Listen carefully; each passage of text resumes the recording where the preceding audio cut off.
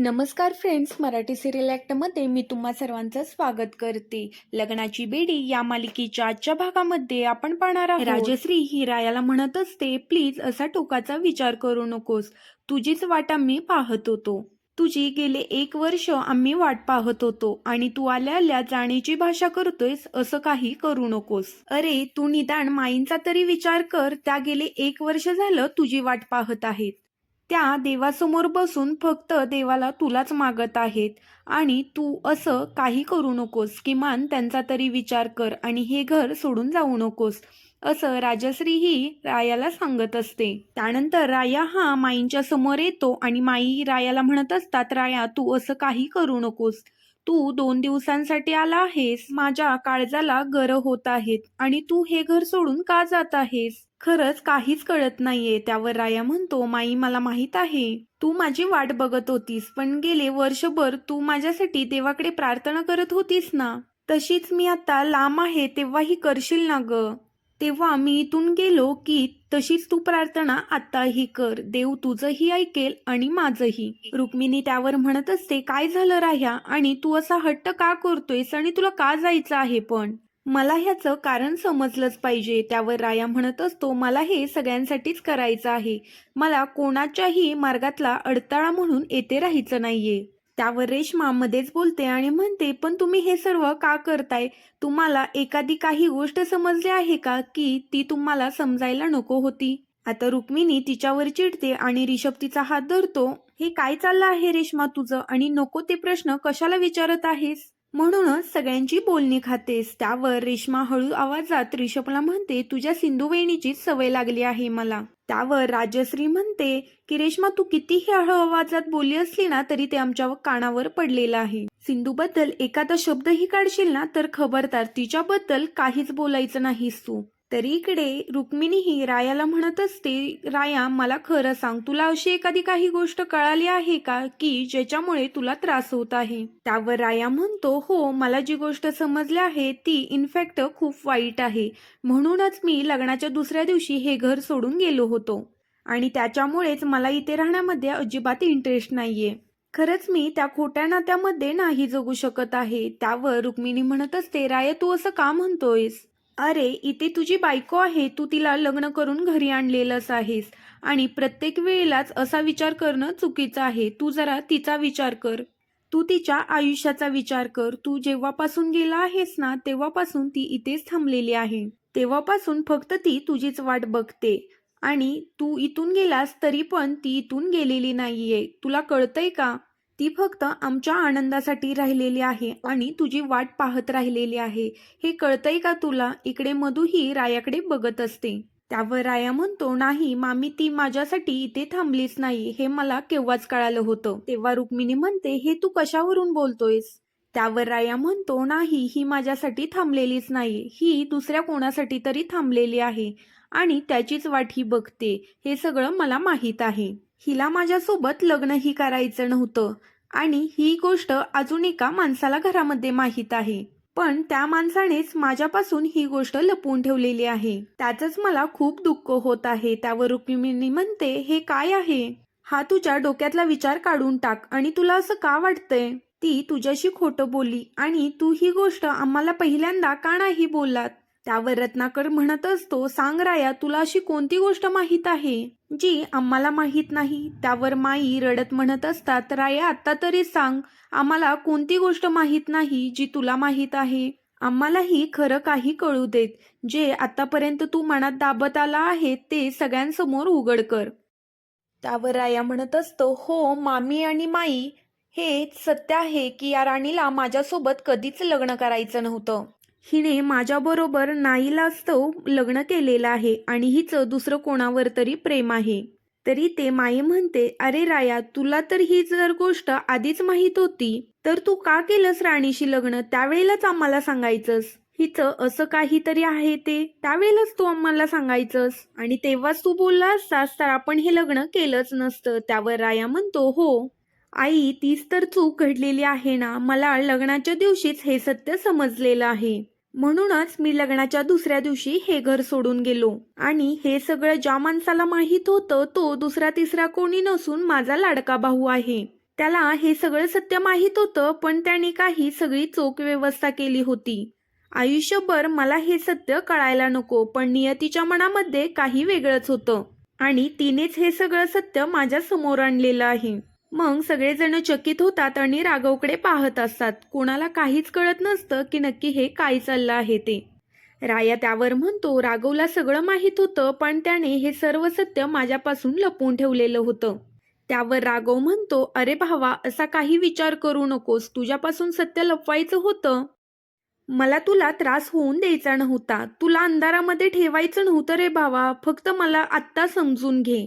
तू मला असं समजू नकोस की मी तुला फसवलं आहे, पण खरंच मी तुला फसवलेलं नाही. तू असं म्हणू नकोस.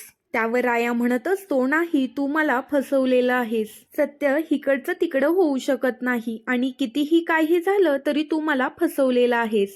आणि दुसरी गोष्ट अशी आहे की आयुष्यातल्या एका नव्या वळणावर येऊन तू मला फसवलेलं आहेस.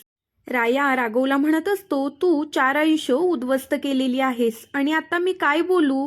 त्यामुळेच मी आता बाजूला झालेलो आहे, कारण मला सगळ्या प्रश्नांची उत्तरंही क्लिअर करायची होती. माई आता इथे खूप रडायला लागते. त्यावर सिंधू म्हणत असते, परिस्थिती खूप हाताबाहेर चाललेली आहे. गणपती बाप्पा, मी असं काय करू की जेणेकरून राया भाऊजी इथे थांबतील. ते सगळंच काही बोलत चाललेले आहेत आणि सगळंच काही सत्य सांगत चाललेले आहेत, असे सिंधू मनोमन म्हणत असते. त्यावर राया म्हणतो, राघव, मला खरंच वाटलं नव्हतं तू माझ्याशी असा वागशील आणि मी कधी सुद्धा असा विचार केला नव्हता तू मला धोका देशील. त्यावर राघव म्हणतो, अरे भावा, ऐकून तरी घे माझं काय बोलतोय ते. तू प्रत्येक वेळेला बोलतच सुटलाय. माझं काय मत आहे, मला काय म्हणायचं आहे ते तू ऐकतच नाहीस. त्यावर राया म्हणत असतो, तुझं काय ऐकायचं आहे राघव, मला सगळं काही समजलं आहे ना. त्यामुळे प्रत्येक वेळेला तू मला असं बोलून दाखवू नको. मला तुझ्याकडून काहीच एक्सप्लेनेशन नको आहे. आणि दुसरी गोष्ट म्हणजे, ज्या भावाच्या बरोबर मी दिवसेंदिवस राहायचो, पण त्याच भावाच्या छताखाली मला राहायला अजिबात आनंद होत नाहीये. रेश्मा इकडे रिषभला म्हणत असते, ह्यांचं नक्की काय चालू आहे. हा राणीचा तर विषय नाहीये ना. त्यावर रिषभ तिला गप्प करतो आणि इकडे राया म्हणत असतो, राघव, तू माझ्याशी बोलू नकोस. त्यावर राघव म्हणत असतो, भावा, माझं ऐकून तरी घे. तू माझ्याशी नंतर नाही बोलणार, पण आता माझं एकदा तरी ऐकून घे. आत्ता तरी चान्स दे मला बोलण्याचा. राया त्यावर म्हणतो, नाही, तू सगळं काही केलं आहेस, पण सिंधूला यामध्ये का अडकवलं आहेस आणि सिंधूची यामध्ये काय चूक होती.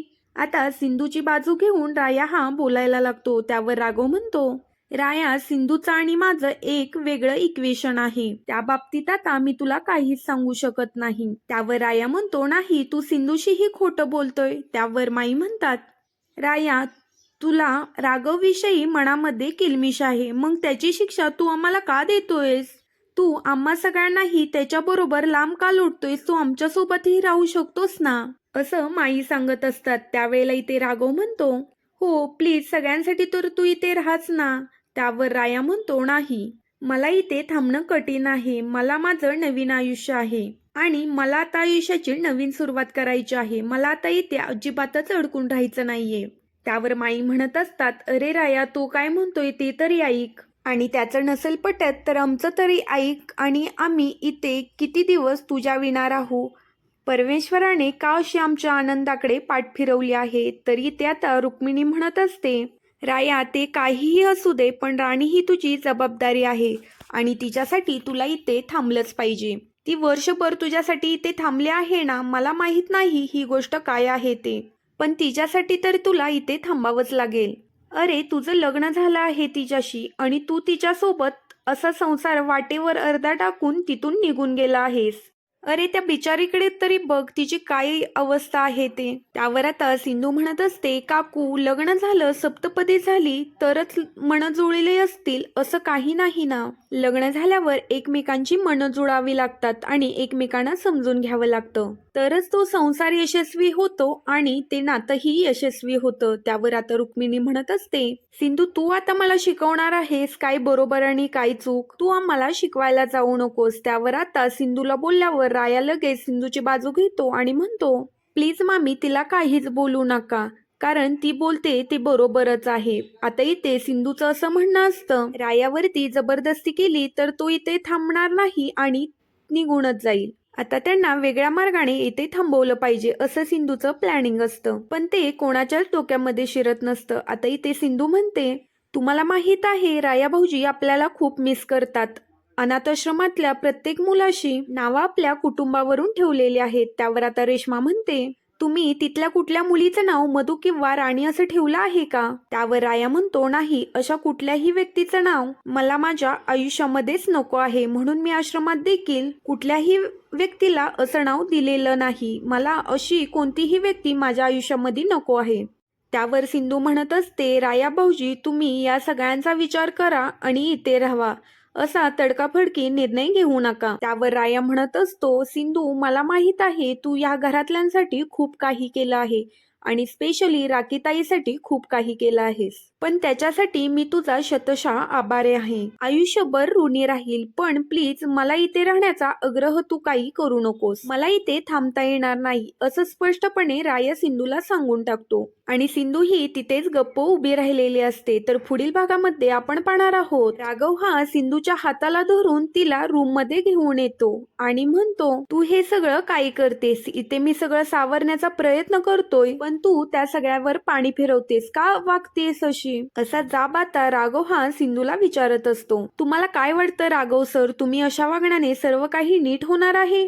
तर असं काहीच होणार नाही. आणि दुसरी गोष्ट म्हणजे राघव सर, तुम्ही हे नातं जोडू शकतात, तर फोर्सफुली कोणतंही नातं टिकत नाही आणि तुम्ही कितीही प्रयत्न केला तर ते नातं जोडत नसतं. तर अशाच मालिकेंचे अपडेट जाणून घ्यायचे असेल तर चॅनेलला सबस्क्राईब करा.